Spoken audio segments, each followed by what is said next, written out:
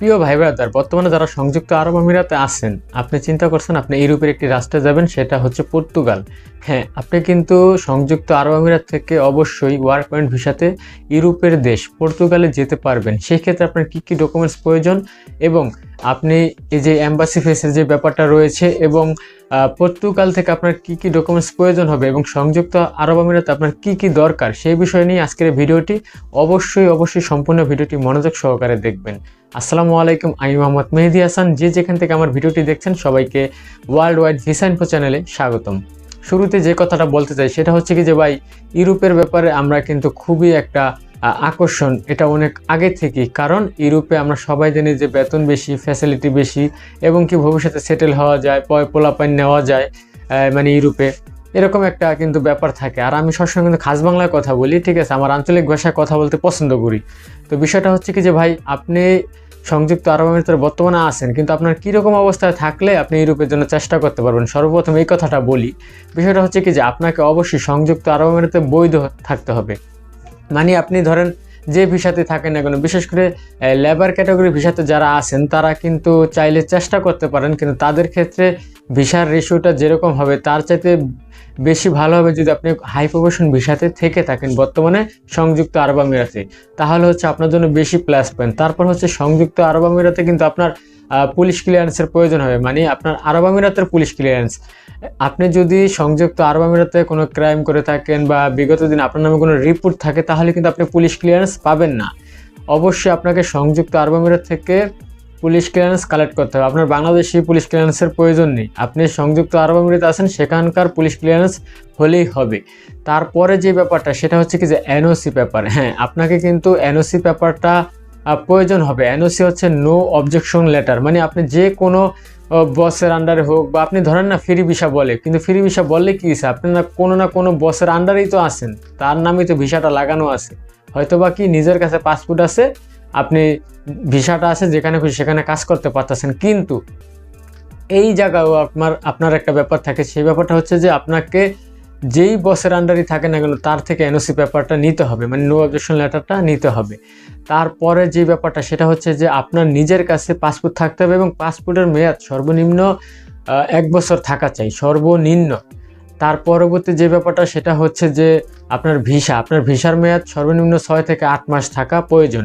তাহলেই কিন্তু আপনি সংযুক্ত আরব আমিরাত থেকে পর্তুগালের এম্বাসি ফেস করে আপনি কিন্তু পর্তুগালের ওয়ার্ক পয়েন্ট ভিসাতে যেতে পারবেন। এই ক্ষেত্রে আপনাকে নিজের এম্বাসি ফেস করতে হবে। সংযুক্ত আরব আমিরাতের আবুধাবিতে কিন্তু পর্তুগালের এম্বাসি রয়েছে, শনি রবি বন্ধ থাকে, সপ্তাহে 5 দিন খোলা থাকে, 8টা থেকে 1টা পর্যন্ত দুপুর, এই টাইমটাই খোলা থাকে এম্বাসি 5 দিন। তো এই যে আপনার এম্বাসি ফেসের ব্যাপারটা, কারণ ইউরোপের সেনজেন কান্ট্রির ভিসা কালেক্ট করার জন্য কিন্তু নিজের এম্বাসি ফেস করতে আমরা সবাই জানি। আর পর্তুগালের যে ব্যাপারটা, পর্তুগাল থেকে আপনার কি কি প্রয়োজন হবে, পর্তুগাল থেকে আপনার প্রয়োজন হবে এটাই যে আপনার যদি কোনো এজেন্সি টাইপ বা কোনো দালালুল মাখলুকাত টাইপ তারা যদি আপনার ভিসা কাজ করে, তাহলে তারা এই সকল ডকুমেন্টসগুলো কালেক্ট করে আপনাকে দিবে। যদি আপনার কোনো রিলেটিভ আপনার জন্য ওখানে ভিসার ব্যবস্থা করতে পারে, আর কি ভিসার ব্যবস্থা তো আর করতে পারে না, ডকুমেন্টসগুলো দিবে, কিন্তু ভিসা দেওয়ার একমাত্র মালিক হচ্ছে এম্বাসি। তো যাই হোক, আপনাকে যে এম্বাসিতে ডকুমেন্টসগুলো নিয়ে যেতে হবে, যে ডকুমেন্টসগুলো সেটি হচ্ছে পর্তুগাল থেকে আপনি যেই কোম্পানিতে যাবেন সেই কোম্পানির কিন্তু জব অফার লেটার লাগবে। তারপর হচ্ছে অ্যাকোমোডেশন লেটার, অ্যাকোমোডেশন হচ্ছে থাকার জায়গা। তারপর হচ্ছে আপনার ওয়ার্ক পারমিট। হ্যাঁ, এটা কিন্তু সবচেয়ে গুরুত্বপূর্ণ, কারণ আমাদের বাংলাদেশে অনেক ভাইরা বিভিন্ন দালালুল মাখলুকাত দ্বারা কিন্তু প্রতারিত হয়েছে ফেক ওয়ার্ক পারমিটের কারণে। তো যাই হোক, জেনুইন ওয়ার্ক পারমিটের প্রয়োজন পড়বে। তারপরে হচ্ছে আপনার ইন্স্যুরেন্সের একটা ব্যাপার থাকে। এই সব মিলে বেশ কয়েকটা ডকুমেন্টস দরকার হবে, যে ডকুমেন্টসগুলো আপনার জন্য যে কাজ করবে সেই কিন্তু কালেক্ট করবে এবং সে আপনাকে এই জিনিসগুলো আপনাকে পৌঁছায় দেবে বা আপনার কাছে দেবে। হয়তোবা আপনাকে এই ডকুমেন্টসগুলো হার্ড কপি ডিএসএল-এর মাধ্যমে কিন্তু সংযুক্ত আরব আমিরাতে পাঠাতে পারে। তখন আপনি ওই ডকুমেন্টসগুলো এবং সংযুক্ত আরব আমিরাত থেকে আপনার কালেক্ট করা ডকুমেন্টসগুলো, এই সকল ডকুমেন্টস এক জায়গায় করেই কিন্তু আপনার এই পর্তুগালের এম্বাসি ফেস করতে হবে। ভাই, ছোট্ট করে আপনাদের কাছে একটা রিকোয়েস্ট রাখি, যদি মন চায় আমার এই চ্যানেলটি সাবস্ক্রাইব করবেন, কারণ আমি প্রতিনিয়ত বৈদেশিক অনেক তথ্য আপনাদেরকে দিয়ে থাকি।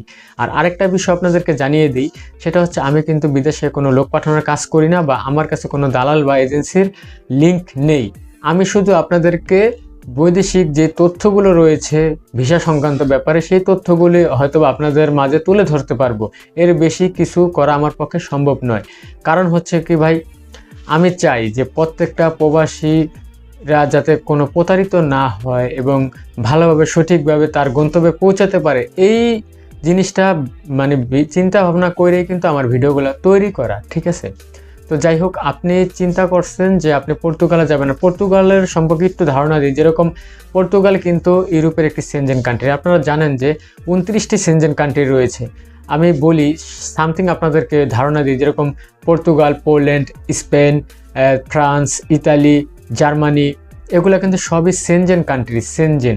তো সেনজেনের বিষয়টা হচ্ছে কি যে আপনি ধরেন পর্তুগালের ভিসা পাওয়া মানে 29টি কান্ট্রির ভিসা পাওয়া সেম জিনিস। বর্তমানে ধরেন ক্রোয়েশিয়া, রোমানিয়া, সবই তো এগুলো সেনজেন। ক্রোয়েশিয়ার ভিসা রেশিও সংযুক্ত আরব আমিরাত থেকে খুব ভালো ছিল। তো যাই হোক, এখন আপনারা সবাই জানেন যে ক্রোয়েশিয়ার অবস্থা খুবই খারাপ সংযুক্ত আরব আমিরাত থেকে যাওয়ার ক্ষেত্রে।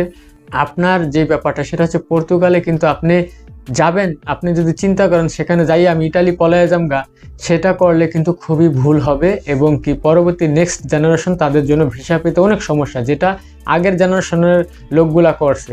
যেরকম ক্রোয়েশিয়ার ভিসা বন্ধ হওয়ার মূল কারণ ছিল আপনার ক্রোয়েশিয়া যাইয়া কেউ থাকতো না, সবাই ইতালি পলায়ে যেত গা। দুবাই থেকে অনেকে ক্রোয়েশিয়া ঢুকছে, ক্রোয়েশিয়া থেকে ইটালি চলে গেছে। এই কারণে কিন্তু নেক্সট জেনারেশনের জন্য সমস্যা হয়েছে। তো এই বিষয়টা অবশ্যই মাথায় রাখবেন। পর্তুগাল কিন্তু ততটা খারাপ কান্ট্রি না। আপনি যদি ভালো কোনো কোম্পানিতে ওয়ার্ক করেন, ভিসাতে যেতে পারেন, আপনি আলহামদুলিল্লাহ পর্তুগালে ভালো একটা স্যালারি পাবেন এবং পর্তুগালের ডকুমেন্টস খুব তাড়াতাড়ি হয় এবং খুব তাড়াতাড়ি সেটেল হওয়ার জন্য কিন্তু পর্তুগাল বেস্ট। অনেক ভাইরাই আছে পছন্দের জন্য, মানে ইউরোপের যে কান্ট্রিগুলো আছে তার ভিতরে পর্তুগালকে রাখে। এর কারণ, প্রধান কারণটাই হচ্ছে ডকুমেন্টস। আর ইউরোপের বিষয় সবসময় মনে রাখবেন যে ইউরোপের ডকুমেন্টসটা কিন্তু খুব প্রয়োজনের একটা ব্যাপার। কারণ আপনি যদি ডকুমেন্টস না থাকে আপনি কাজ পাবেন না সহজে, তারপর বাংলাদেশে আসা যাওয়া করতে পারবেন না, ঠিক আছে? এরকম একটা ব্যাপার। কারণ আপনি যেহেতু প্রবাসে আছেন, আপনিও বোঝেন যে বিদেশের বাড়িতে কাগজপত্রের কতটা মূল্য। তো সেই দিক বিবেচনা করতে গেলে আপনার উচিত পর্তুগালে আসার পরে আপনি পর্তুগালে আপনি কাজ করবেন, আপনি কোম্পানিতে থাকবেন, ঠিক আছে? কিন্তু আপনি যদি মনে করেন যে আমি পর্তুগালের ভিসা পাইছি, তো আমি এইভাবে হাসতে হাসতে চাইলে ইটালি চলে যেতে পারবো, জার্মানি, ফ্রান্স, হ্যাঁ আপনি যেতে পারবেন, এটা আপনি যেতে পারবেন, আপনাকে কেউ বাধা দেবে না।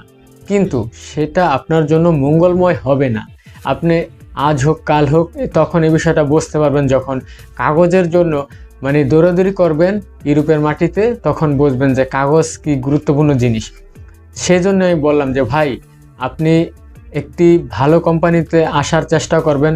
বিশেষ করে আমি চাই যে আপনারা যদি মিডল ইস্ট থেকে যদি ইউরোপের জন্য ট্রাই করেন, অবশ্যই আপনার কোনো বিশ্বস্ত মাধ্যম বা আপনার পরিচিত, আপনার রিলেটিভ, তাদের মাধ্যমে ট্রাই করুন। তাহলে দেখা যাচ্ছে যে প্রতারিত হওয়া থেকে অনেকটাই সেফ থাকবেন, আমি যেটা মনে করি। তার পরবর্তীতে হচ্ছে আপনার ডিসিশন, আপনি কি করবেন, কার মাধ্যমে যাবেন বা ট্রাই করবেন কি ট্রাই করবেন না, এটাও আপনার ব্যক্তিগত ব্যাপার। কিন্তু আমি শুধু আপনাকে এই একটি ভিডিওতে তথ্য দিয়ে সহায়তা করতে পারবো, এর বেশি কিছু নয়। আশা করি আপনার এই সংযুক্ত আরব আমিরাত থেকে পর্তুগাল যাওয়া পর্যন্ত যে ব্যাপারগুলো আছে, বিশেষ করে ডকুমেন্টসের এবং কি কি করবেন, সেই ব্যাপারটা ক্লিয়ার হয়েছেন। যদি না হয়ে থাকেন, আরও কিছু জানার থাকে, ক্লিয়ার না হন, তাহলে আর কি আমার এই ভিডিওর কমেন্ট বক্সে কমেন্টস করবেন, অবশ্যই আমি আপনাদেরকে রিপ্লাই দিয়ে সহায়তা করব। তো দর্শক, আজকের মতো এই পর্যন্ত। সবাই ভালো থাকুন, সুস্থ থাকুন, আল্লাহ হাফেজ।